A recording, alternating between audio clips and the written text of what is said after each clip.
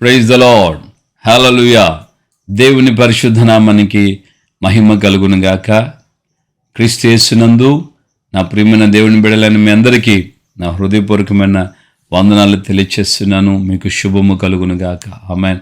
ప్రియమైన దేవుని బిడ్డలారా, మన ప్రభు రక్షకుడు నేటి వరకు కాపాడుతూ సంరక్షించి ఆయన నడిపిస్తూ ఉన్నారు. అందుకే మనము మానక కృతజ్ఞతాస్తుతి ఆయనకి మనం తెలియచేస్తూ ఆయన నామాన్ని మనం ఆరాధించాలి, గణపరచాలి. దేవునికి మహిమ కలుగును గాక. మరి ఈ యొక్క దినమందు దేవుని యొక్క లేఖనాల ద్వారా మనం దేవుని ఆత్మ మనకు ఇస్తున్నటువంటి వివరణ ద్వారా మనం తెలుసుకుంటూ ముందుకు వెళదాం.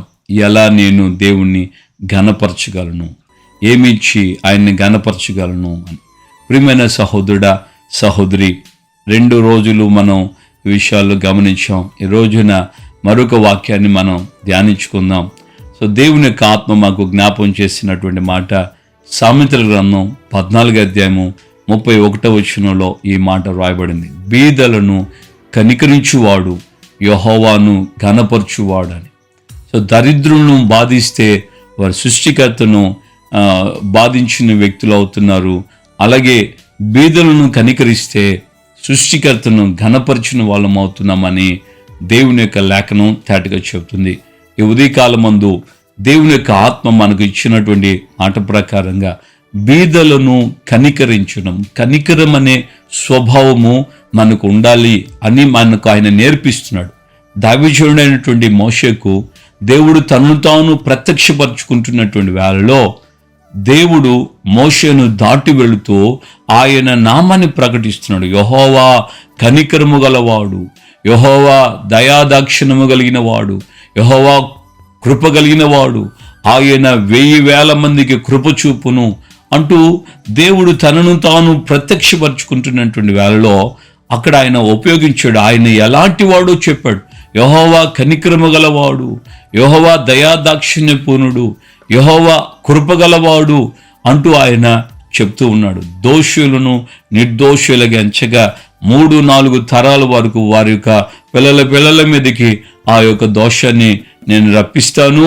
అలాగే కృప చూపే విషయంలో 1000 తరాల వరకు నేను కృప చూపిస్తాను అని దేవుడు దైవజనుడు మోషేకు ఆయన తెలియచేశాడు.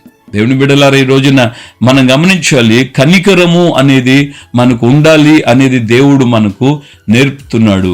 కనికరము కలిగిన వాళ్ళమైతే ఆటోమేటిక్గా మనము దేవుని ఘనపరచుచున్న వాళ్ళం అవుతున్నాం. దేవుని ఘనపరుస్తున్నాం. కనికరపడి ఉండాలి.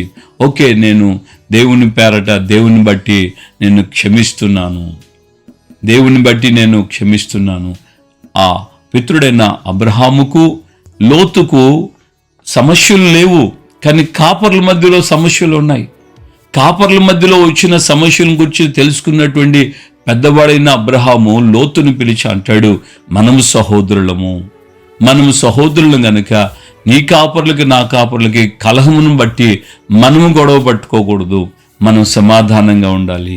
ఇదిగో యావత్తు భూమి ఇక్కడ ఉన్న మనం అయితే కలిసి నివసించలేకుండా పోతున్నాం. ఈ భూమి మొత్తం నీ ఎదుట ఉంది. నువ్వు ఎట్టు కావాలంటే అట్లా కోరుకో. నేను నీకు ఆపోజిట్ డైరెక్షన్లో ఉంటాను. నువ్వు తూర్పుకి వెళ్తే నేను పడమరకు వెళ్తా, నువ్వు కుడికి వెళ్తే నేను ఎడం వైపు వెళ్తాను.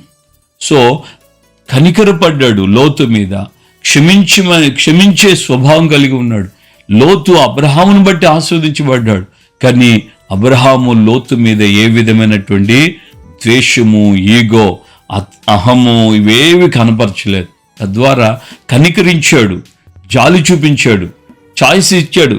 అవకాశం నీదే, లోతు కావాలంటే ఏది కావాలంటే అది కోరుకో. సో లోతు అబ్రహామును విడిచిపెట్టి వెళ్ళిపోయిన తర్వాత దేవుడు అబ్రహాం దగ్గరకు వచ్చి దేవుడు అంటున్నాడు, నువ్వు కన్నులెత్తి చూడు. ఇది ఆదికాండం 13వ అధ్యాయంలో రాయబడింది. సో నువ్వు కన్నులెత్తి చూడు, నీ కంటి చూపు మేరకు తూర్పు పడమర ఉత్తర దక్షిణాలు ఈ ప్రాంతమంతా కూడా నీకు, నీ తర్వాత నీ సంతతికి స్వాచ్ఛంగా ఇస్తున్నానని దేవుడు అక్కడ ఆయన్ని ఘనపరిచాడు. కనికరము కలిగి ఉంటే దేవుని ద్వారా నువ్వు కనికరింపబడతావు. దేవునికి మహిమ కలుగును గాక. రాజైనటువంటి దావీదు జీవితంలో కూడా మనం గమనిస్తే, రాజైన దావీదు ఒక సమయంలో ఫిలిష్తీయులతో కూడా కలిసి ఇజ్రాయెల్ మీదకే యుద్ధానికి వెళ్ళాడు. కానీ ఫిలిష్తీయులు దావీదుని ఉంచుకోలేదు, పంపించేశారు. ఆకీషు రాజేమో ఉండాలి అని అంటాడు, కానీ ఫిలిస్తీన్ల సర్దారులేమో వద్దు పంపించే అని అంటాడు. సో ఆ విధంగా దావీదు వచ్చేసిన తర్వాత తమ ప్రాంతాలకు, తమ గుడారాలు వేసుకున్నటువంటి ఆ ప్రాంతంలో వచ్చి చూస్తే దావీదుతో ఉన్న 600 మందికి గాను, దావీదుకు గాను ఆయన కుటుంబీకులు ఎవరు ఉండరు. ఆయన భార్యలు, పిల్లలు, సైన్యం యొక్క పిల్లలు, భార్యలు ఎవరు ఉండరు. అక్కడ ఏముండదు. శత్రువులు వచ్చి దోచుకొని వెళ్ళిపోయి ఉంటారు. బిగ్గరగా వాళ్ళు ఏడుస్తారు. అక్కడ ఏమీ అర్థం కాదు.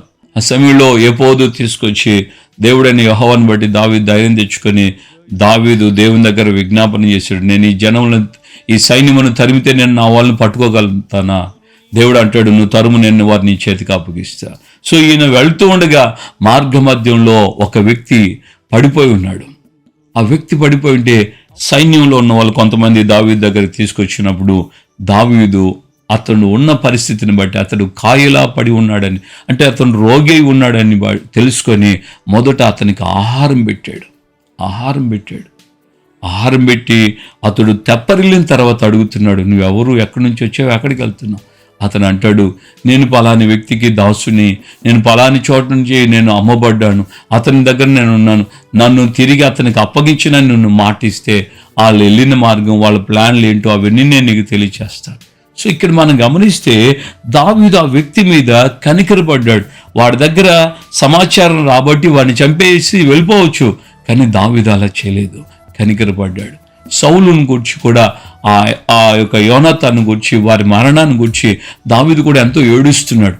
సౌలు, యోనాతాన ఎంత గొప్పవాళ్ళు, మీరు చనిపోయారా, అయ్యో సౌలా, యోనాతాన అంటూ ఏడ్చాడు, కనికరపడ్డాడు.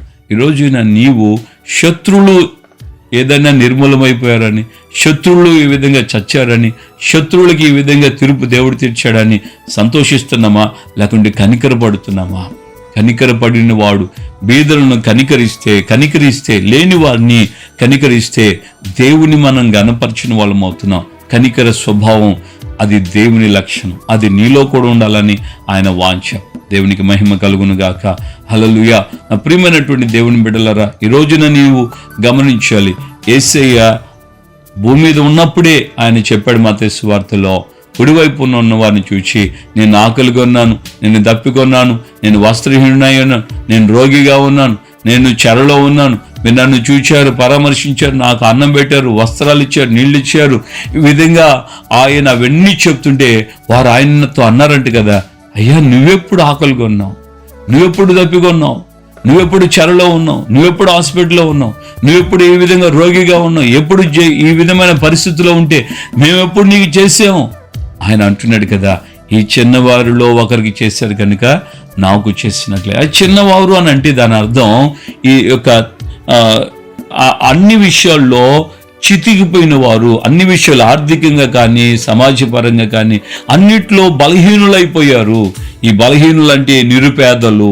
ఇటువంటి వారిని మీరు కరుణిస్తే నన్ను ఘనపరిచినట్లు, నాకు చేసినట్లే, వాళ్ళకి చేశారు కనుక నాకు చేసినట్లే అని దేవుడు వారిని ఘనపరుస్తున్నటువంటి విషయాన్ని మనం చూస్తున్నాం. నా తండ్రి చేత ఆస్వాదించబడిన వారలారా అంటూ వారిని ఘనపరుస్తున్నాడు. మరి ఈ రోజున నీ వ్యక్తిగత జీవితంలో నువ్వు దేవుణ్ణి ఘనపరచుటం అంటే బీదలను కనికరిస్తే చాలు.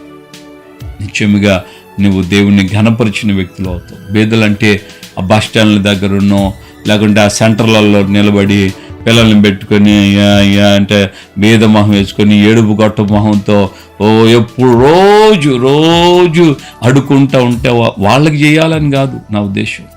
బాగా ఆర్థికంగా చితికిపోయిన వారు, అన్నం లేకుండా ఆకలితో ఎవరికైనా ఏదైనా సహాయం చేయాలంటే డబ్బు పూర్వకంగా సాధ్యమైనంతగా ఇవ్వకుండా వారికి ఆహారం పెట్టండి. వారికి ఆహారం పెడితే అది వారి జీవితాలకి దీవెనకరంగా మారుతుంది. వారు కడుపు నిండా తిని తృప్తి పొందుతారు. ఆ పూటకి వారు నీ ద్వారా దేవుని యొక్క సన్నిధులు, దేవుని కృపను బట్టి వారు పోషించబడిన వ్యక్తులు అవుతారు. విత్తలను పక్షులను పోషించు రీతిగా నీ ద్వారా కూడా ఎవరినైనా దేవుడు పోషిస్తాడు. కనుక నువ్వు ఈ విధమైనటువంటి కనికర స్వభావం నీకు ఉండటం ప్రారంభిస్తే నువ్వు దేవుణ్ణి ఘనపరిచిన వ్యక్తులు అవుతున్నావు. నేర్చుకున్నాము ఈ విషయాన్ని అనుభవపూర్వకంగా అలవర్చుకుందాం, సహాయపడదాం. తప్పకుండా దేవుడు నిన్ను ఆశీర్వదిస్తాడు. ప్రార్థన చేసుకుందాం. ప్రేమగల తండ్రి, మీ పాదాలు స్తోత్రం. ఉదయ కాలమందు నాతో మాతో మీరు మాట్లాడి మమ్మల్ని మీరు బలపరిచారు, ధైర్యపరిచారు, అందుకే స్తోత్రం. నిజమే నా తండ్రి, మేము ఏ విధంగా ఉంటే ఆయన మిమ్మల్ని మేము ఘనపరుస్తామో మాకు లక్షణాల ద్వారా మీరు తేటపరుస్తూ మీ నామాన్ని ఘనపరుచుకున్నారు. అందుకే స్తోత్రాలు. ఈ మాటలు విన్న మేమందరం మా జీవితాల్లో అయ్యా ఈ మాటలకు బద్ధులమై మీ సన్నిధిలో ముందుకు సాగుటూ సహాయం చేయండి. మేము అనుభవపూర్వకంగా కనికరపడే స్వభావం మేము కలిగిన వారమై మీ సన్నిధిలో ముందుకు సాగుటూ సహాయం చేయమని యేసయ్య పరిశుద్ధ నామములో ప్రార్థన చేసి పొంది ఉన్నాము తండ్రి. ఆమేన్. మన ప్రభువైన యేసుక్రీస్తు కృపయు తండ్రి అయిన దేవుని ప్రేమ, పరిశుద్ధాత్మిక అన్యోన్య సహవాసం, సమాధానం ఇప్పుడు ఎల్లప్పుడూ సకల పరిశుద్ధులకి మనకును ప్రభు రాకడ పర్యంతం కనికరము కలిగినటువంటి స్వభావం కలిగిన వారందరికీ కృపయు సన్నిధి కాపుదలు తోడే ఉండి సంరక్షించి నడిపించును గాక. Amen, amen, amen. హల్లెలూయా. ప్రభుపేట అందరికి వందనాలు. నిత్యముగా ఆ కనికరమే దేవుని ఘనపరిచిన ఉన్నత భాగ్యం కనుక ఆ విధంగా నేర్చుకుంటూ ముందుకు సాగుదాం. ప్రభు మిమ్మల్ని బలపరచును గాక. మరవకుండా అనేకులకి షేర్ చేయండి, లైక్ చేయండి, మీ కామెంట్ రాయండి. తప్పకుండా మేము మీకోసం ప్రార్థన చేస్తాం. నిశ్చయముగా ఈ వారంలో పిల్లల యొక్క పరీక్షలు ముగించబడతాయి, 10వ క్లాసు కాబట్టి వారి యొక్క క్షేమం కొరకు మనం ప్రార్థన చేద్దాం. దేవుని కృప మీకు మీ కుటుంబాలకు తోడుగా ఉండి నడిపించును గాక. ఆమేన్. Praise the lord.